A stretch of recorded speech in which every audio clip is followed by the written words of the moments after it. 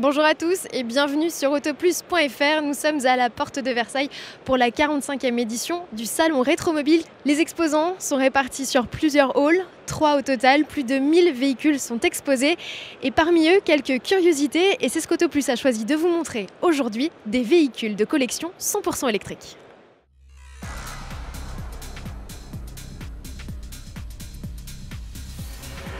Ce JT a donc pour thématique les anciennes électriques. Dès 1898, les constructeurs commencent à penser à cette énergie puisqu'entre l'électrique, le moteur à explosion ou les moteurs à vapeur, eh bien on ne sait pas encore ce qui va prendre le pas, ce sera finalement le moteur à combustion, mais bref, tous les constructeurs planchent sur des modèles zéro émission à l'échappement. Le premier d'entre eux, ou en tout cas l'un des premiers, c'est cette Krieger qui date de 1898. C'est un omnibus qui transporte à peu près 6 ou 7 personnes qui servait à des liaisons entre hôtels. Il y en a eu 70 qui ont été construits par Louis Krieger. Il n'en reste plus que 3 dans le monde. L'un d'eux est ici et il appartient à la collection du musée des 24 heures du Mans. À l'intérieur, c'est très sommaire, juste un compteur avec un voltmètre et un ampèremètre. Les moteurs sont positionnés dans les roues avant. Quant aux batteries, eh bien, elles sont sous le capot avant ainsi que sous la banquette du conducteur.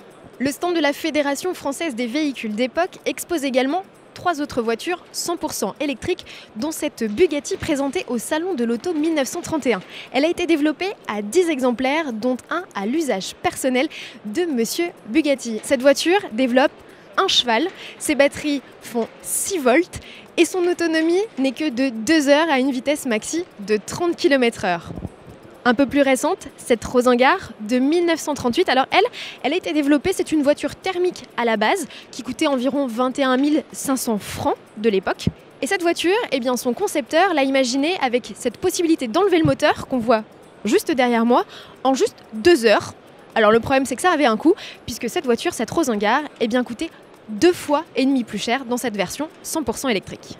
Comme la Rosengar Super 6 de 1938, cette CGE Tudor de 1942 a été créée en pleine guerre au moment où il y avait une pénurie de carburant. Cette voiture est donc, comme toutes les autres présentées sur ce stand, 100% électrique.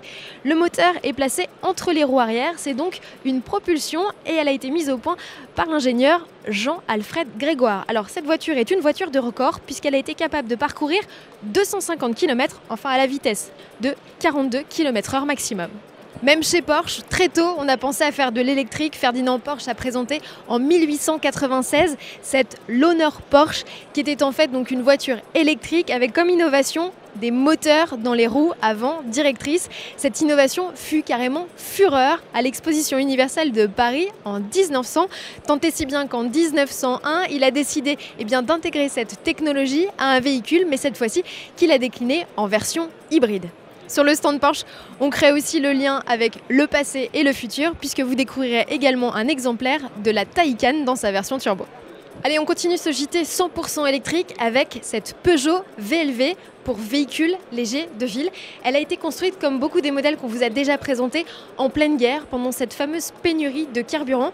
Alors ce modèle a été commercialisé à seulement 377 exemplaires entre juin 1941 et février 1945 et il n'en reste plus beaucoup aujourd'hui, quelques exemplaires seulement, dont celui-ci que vous pourrez découvrir à Rétromobile. Ce mini cabriolet biplace embarque un moteur de 3,3 chevaux et sa vitesse maxi est de seulement 36 km/h.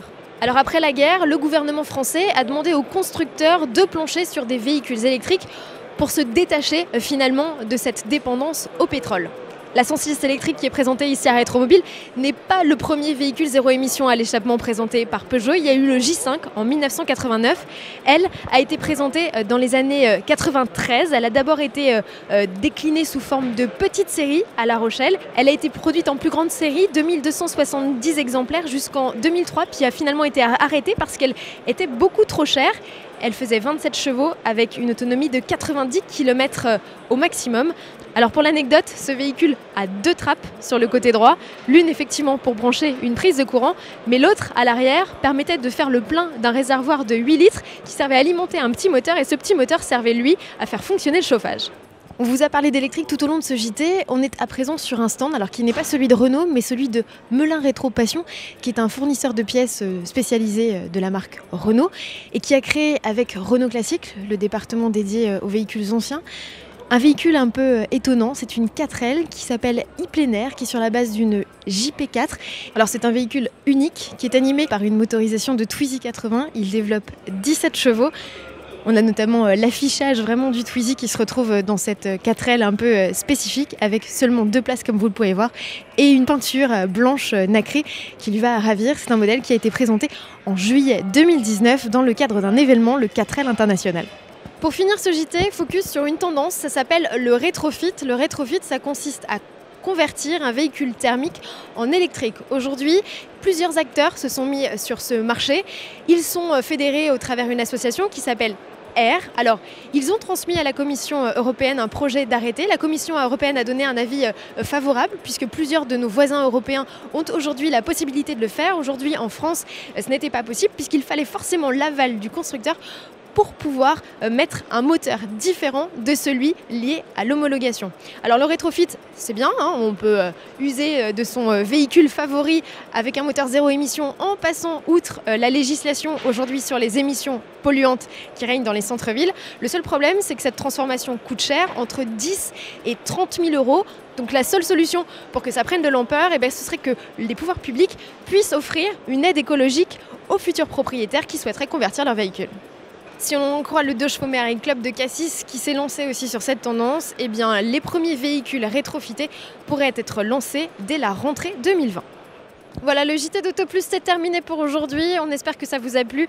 Vous retrouverez toute l'actualité dédiée au salon Rétromobile sur notre site web www.autoplus.fr. Nous, on se retrouve dès demain pour de nouvelles aventures.